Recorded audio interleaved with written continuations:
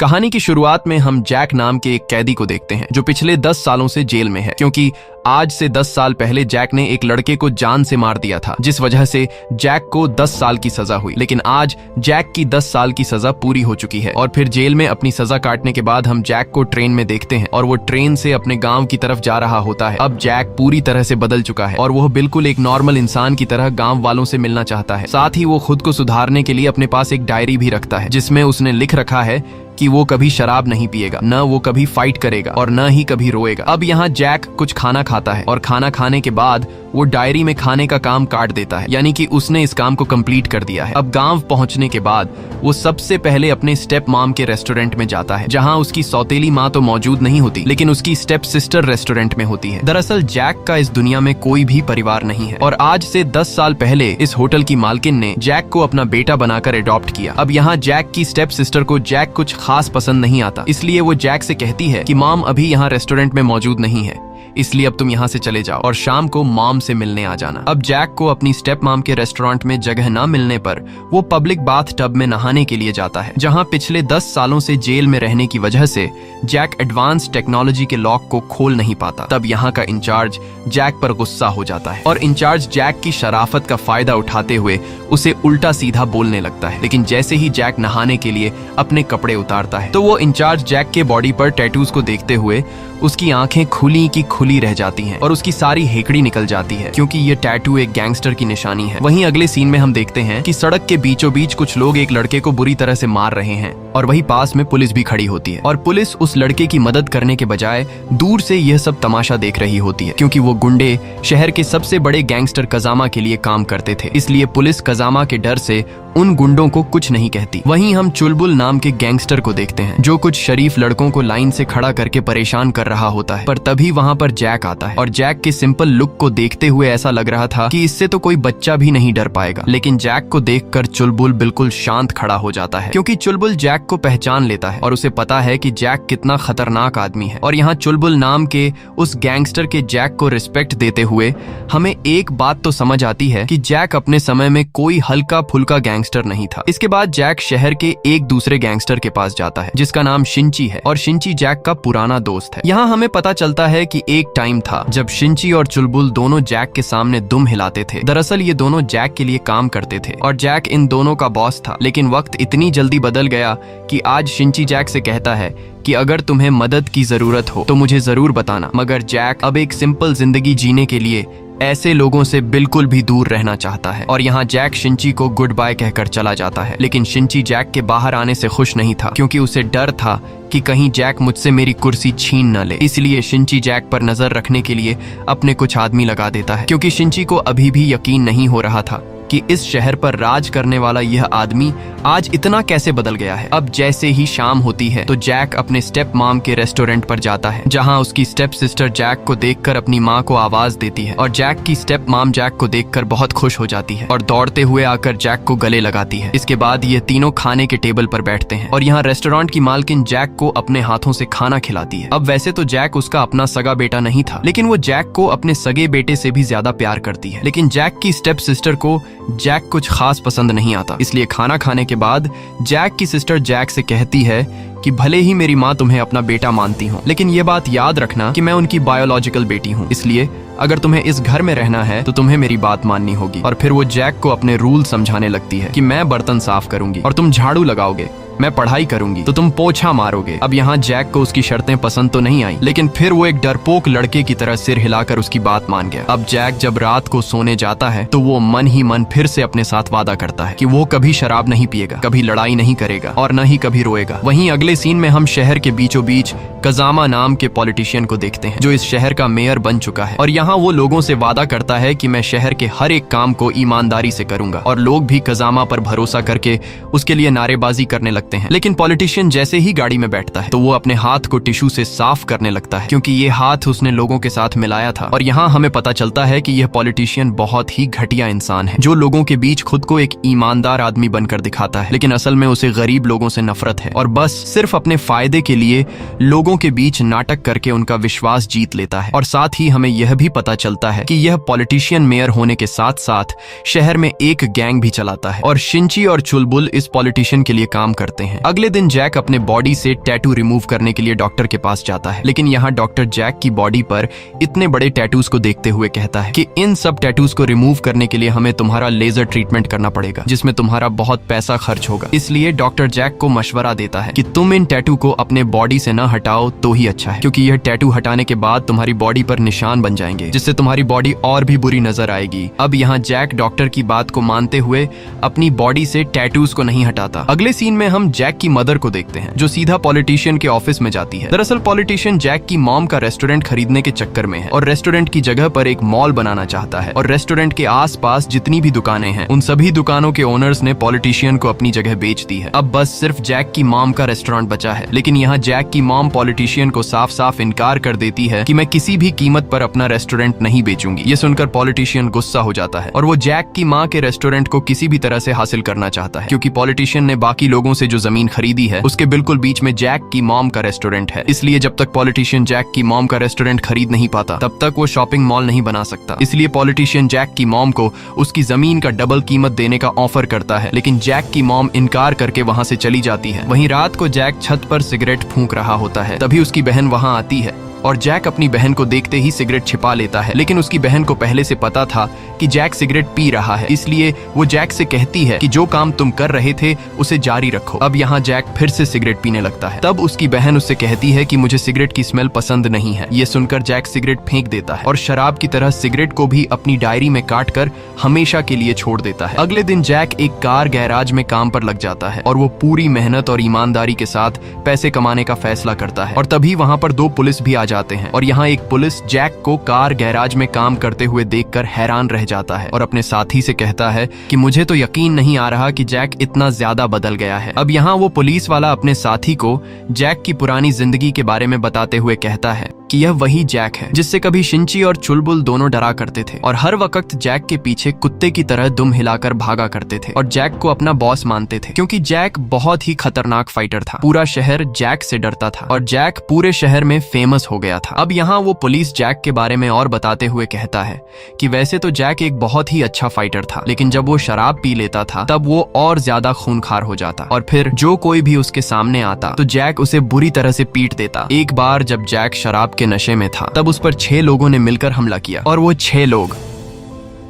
Politician कजामा ने Jack को मारने के लिए भेजे थे, लेकिन जैक अकेले ही एक एक करके उन सभी लोगों को बुरी तरह से पीटने लगा और इस दौरान जैक के दोनों साथी चुलबुल और शिंची जैक की मदद करने के बजाय साइड पर खड़े होकर यह सब देख रहे थे। और फाइट के दौरान जैक ने एक लड़के को तो इतने बुरे तरीके से मारा कि उसकी जान ही चली गई और फिर उस लड़के की मौत के जुर्म में जैक को 10 साल की सजा हुई। और जैक के जेल जाने के बाद चुलबुल और शिंची जैक के बने बनाए बिजनेस का फायदा उठाकर शहर पर हुकूमत करने लगे, लेकिन इस खेल का मास्टरमाइंड पॉलिटिशियन कजामा था। और फिर पॉलिटिशियन ने चुलबुल और शिंची को उसके गैंग में शामिल होने की ऑफर दी। अब चुलबुल और शिंची जैक की तरह बहादुर नहीं थे कि यह दोनों पॉलिटिशियन से लड़ पाते, इसलिए यह दोनों पॉलिटिशियन के लिए काम करने लगे और तब से यह दोनों पॉलिटिशियन के पालतू बने हुए हैं। वहीं हम जैक की बहन को क्लासरूम में देखते हैं, जहां मैथ के सब्जेक्ट के दौरान जैक की बहन को चक्कर आने लगते हैं, क्योंकि वो मैथ में बहुत ही ज्यादा कमजोर थी। और क्लास की छुट्टी होने के बाद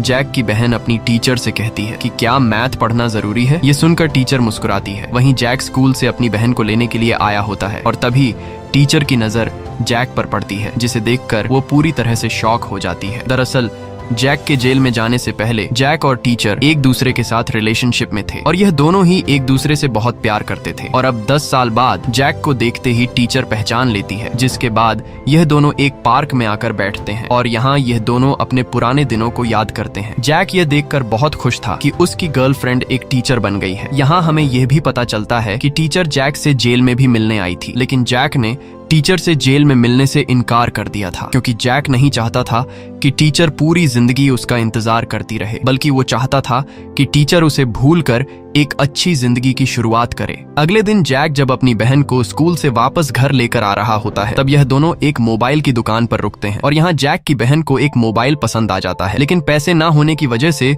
वो मोबाइल को खरीद नहीं सकती थी। तभी वहाँ जैक की बहन का लवर पास में से गुजरते हुए इन दोनों को देख लेता है और इन दोनों को एक साथ देखकर वो काफी गुस्सा हो जाता है। अब जब ये दोनों पास के स्टॉल से कुछ खा रहे होते हैं तभी लवर भैया आकर जैक को लात मारकर नीचे गिरा देता है। दरअसल ये लड़का जैक की बहन को पसंद करता है, लेकिन जैक की बहन को इस लड़के में कुछ खास इंटरेस्ट नहीं है और यहाँ लवर भैया इसलिए गुस्सा होते हैं क्योंकि पिछले कई दिनों से वो जैक और उसकी बहन को एक साथ देख रहा है। उसे यह नहीं पता कि यह दोनों भाई बहन हैं, बल्कि उसे लग रहा है कि इन दोनों का चक्कर चल रहा है। इसलिए अब यहाँ लवर भैया पहले तो खुद जैक को पीटता है और जब लवर भैया थक जाता है तो वो अपने आदमियों से जैक को पिटवाता है, लेकिन जैक उन्हें कुछ नहीं कहता और चुपचाप मार खाता रहता है क्योंकि उसने न लड़ने की कसम खाई है। पर तभी मार खाते दौरान जैक की शर्ट फट जाती है और जैक की बॉडी के सारे टैटूज नजर आने लगते हैं। ये देखकर सभी लोग डर के मारे रुक जाते हैं और लवर भैया के भी गले में सांस अटक जाती है कि साला ये तो गलत आदमी से पंगा ले लिया। अब यहाँ जैक बिना इन लोगों को कुछ कहे चुपचाप अपनी बहन को लेकर घर की तरफ जाने लगता है और घर आकर उसकी बहन जख्मों पर लगाने के लिए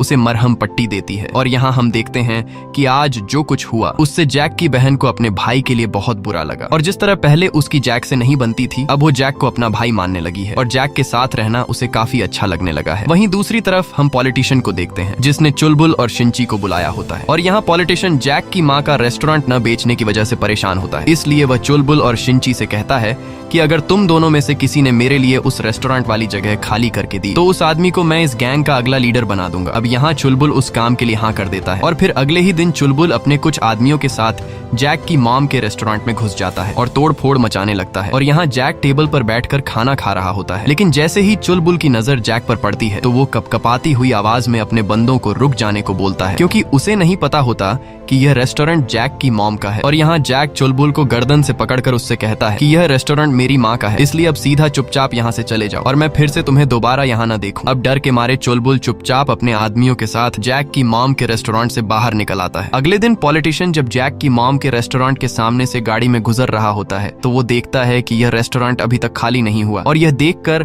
पॉलिटिशियन को बहुत गुस्सा आ जाता है और तब यहाँ पॉलिटिशियन का ड्राइवर पॉलिटिशियन को बताता है कि जैक जेल से बाहर आ चुका है और यह रेस्टोरेंट जैक की माँ का है। ये सुनकर पॉलिटिशियन घबरा जाता है क्योंकि उसे अभी तक पता नहीं था कि जैक इस वक्त आजाद घूम रहा है। वहीं जैक को कार गैराज में काम करते हुए अपनी पहली सैलरी मिल जाती है और वो अपनी पहली सैलरी से अपनी माँ के लिए जूते खरीदता है और जैक की मॉम उन जूतों को देखकर काफी खुश हो जाती है और पहली बार अपने बेटे का दिया हुआ गिफ्ट देखकर वो इमोशनल हो जाती है। तब यहाँ जैक की सिस्टर जैक से इशारों में कहती है कि अबे पागल, माँ इमोशनल हो गई है इसलिए जल्दी से माँ को गले लगो। अब यहाँ जैक हिम्मत करके माँ को गले लगता है और माँ भी खुशी से जैक को गले लगा लेती है, लेकिन यहाँ जैक की बहन खुश नहीं थी क्योंकि जैक अपनी बहन के लिए कोई गिफ्ट नहीं लेकर आया था। इसलिए जैक की बहन नाराज होकर छत पर चली जाती है। तब यहाँ जैक पीछे से आता है और हमें पता चलता है कि जैक अपनी बहन के लिए भी गिफ्ट लाया है और वो गिफ्ट कुछ और नहीं बल्कि कुछ दिन पहले जैक की बहन को पसंद आया हुआ मोबाइल होता है। यह देखकर जैक की बहन खुश तो हो जाती है, लेकिन वो इतने महंगे गिफ्ट को लेने से इनकार कर देती है और साथ ही जैक पर रोब जताते हुए कहती है कि तुम गिफ्ट देकर मेरी माँ को तो खरीद सकते हो लेकिन मुझे नहीं। अब जब वह नखरे दिखाने लगी तो जैक कहता है कि ठीक है, अगर तुम यह गिफ्ट नहीं लेना चाहती हो तो मैं इसे अपने पास रख लेता हूँ। यह कहकर जैक नीचे चला जाता है, लेकिन तभी उसकी सिस्टर उसके लिए चाय लेकर आती है और जैक अपनी बहन के चेहरे को देखकर समझ जाता है कि ये लड़की किस चीज के बदले चाय लेकर आई है और फिर जैक उसे वो मोबाइल दे देता है, जिसे पाकर जैक की सिस्टर काफी खुश होती है और अपनी फोटोज लेने लगती है। अगले दिन वो जब जैक की फोटो ले रही होती है तभी उसकी नजर जैक की जेब में पड़ी डायरी पर पड़ती है, जिसे देखते ही वो जैक से छीन लेती है और यहाँ वो डायरी में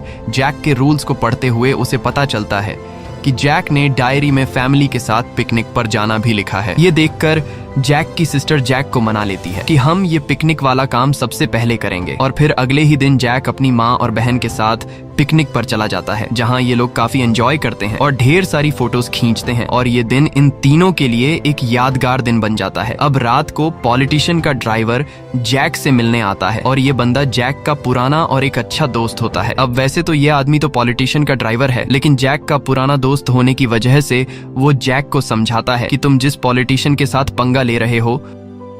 वो बहुत ही ज्यादा खतरनाक आदमी है। वो तुम्हारी माँ का रेस्टोरेंट हासिल करने के लिए तुम्हारी फैमिली को भी नुकसान पहुंचा सकता है, इसलिए तुम काफी संभल कर रहो। वहीं चुलबुल और शिंची साथ बैठे होते हैं और ये दोनों फैसला करते हैं कि हम दोनों मिलकर जैक की माँ का रेस्टोरेंट खाली करवाएंगे, क्योंकि पॉलिटिशियन बहुत ज्यादा गुस्सा है। इसलिए अगर जल्द ही हम दोनों ने वो रेस्टोरेंट खाली नहीं करवाया तो पॉलिटिशियन हमारी जगह किसी दूसरे बंदे से ये काम करवा कर उस दूसरे बंदे को गैंग का लीडर बना देगा और अगले दिन जब जैक काम पर जाता है। तब मौके का फायदा उठाते हुए चुलबुल एक बार फिर से जैक की मॉम के रेस्टोरेंट पर हमला कर देता है और सामान को तोड़कर बाहर फेंकने लगता है। वहीं बाहर नली पुलिस भी खड़ी होती है, लेकिन पॉलिटिशियन के डर से पुलिस कुछ भी नहीं कर पाती। यहाँ चुलबुल जैक की माँ को धमकी देता है कि अगर तुमने ये रेस्टोरेंट खाली नहीं किया तो हम तुम्हें मार देंगे। इसी दौरान जैक की सिस्टर भी वहाँ पहुँच जाती है। अब यहाँ पहले तो वह खुद गुंडों को तोड़फोड़ करने से रोकती है, लेकिन जब गुंडे नहीं रुकते तो वह दौड़ते हुए सीधा जैक के पास कार गैराज में पहुंच जाती है, जहां वह जैक को सारी बात बता देती है कि पॉलिटिशियन के लोगों ने फिर से हमारे रेस्टोरेंट पर हमला किया है। ये सुनकर जैक जल्दी से अपनी माँ के रेस्टोरेंट में पहुंचता है, लेकिन उसके पहुंचने से पहले ही वह गुंडे रेस्टोरेंट में तोड़फोड़ करके चले गए होते हैं। अब ये सब देखकर जैक सीधा पॉलिटिशियन के पास जाता है और उससे कहता है कि मैंने फाइट करना छोड़ दिया है, अब मैं एक शरीफ आदमी की तरह जिंदगी गुजार रहा हूँ, इसलिए मुझे दोबारा फाइट करने पर मजबूर न करो और हमें सुकून से रहने दो। ये कहकर जैक वहाँ से चला जाता है। अब यहाँ पॉलिटिशियन को पता चल गया होता है कि जैक 10 साल पहले एक खतरनाक गैंगस्टर हुआ करता था, जिसे मैंने मारने के लिए अपने 6 लोग भेजे थे, लेकिन जैक ने उन 6 लोगों को बुरी तरह से पीटा और एक लड़के को तो जान से मार डाला, जिस वजह से जैक को 10 साल की सजा हुई। और अब यहाँ पॉलिटिशियन समझ जाता है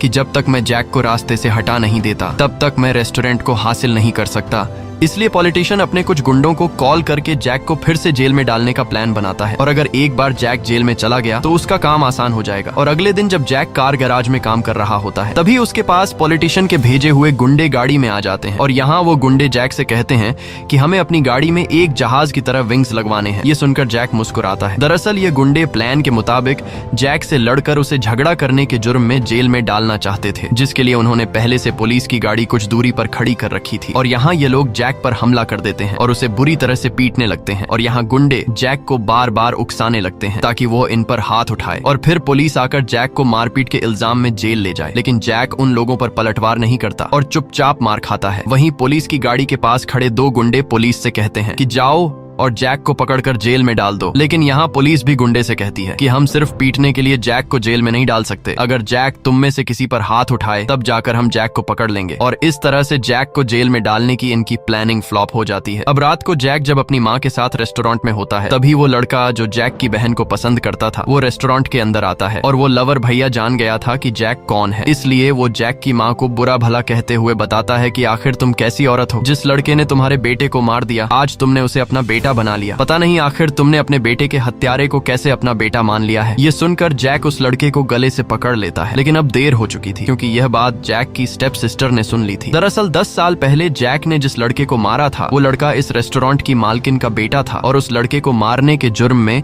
जैक को 10 साल की सजा हुई थी। अब रात को जैक की सिस्टर अपनी माँ से पूछती है कि आखिर तुमने मेरे भाई के कातिल को अपना बेटा क्यों बनाया, जिस पर उसकी माँ बताती है कि इसमें सारी गलती जैक की नहीं थी, क्योंकि तुम्हारा भाई पॉलिटिशियन के कहने पर जैक को मारने के लिए गया था, लेकिन जैक से लड़ते दौरान तुम्हारे भाई की मौत हुई, और तुम्हारे भाई को मारने के बाद जैक बहुत ज्यादा उदास था, क्योंकि वो तुम्हारे भाई को जान से मारना नहीं चाहता था, बल्कि जैक ने तो खुद के बचाव के लिए तुम्हारे भाई पर वार किया। और फिर जब मैं जैक से मिलने जेल गई तो वहाँ जैक मेरे सामने इतना रोया कि उसके रोने की आवाज कई महीनों तक मेरे कानों में गूंजती रही, क्योंकि जैक को अपने किए पर पछतावा था। और जैक ने जेल में रो रो कर मुझसे माफी मांगी कि मैं तुम्हारे बेटे को मारना नहीं चाहता था, लेकिन ये सब मेरे से अनजाने में हुआ, और फिर मैंने जैक को माफ कर दिया, क्योंकि वहाँ मैंने देखा कि जैक मेरे बेटे की तरह ना समझ है, और उसने जो कुछ किया वो एक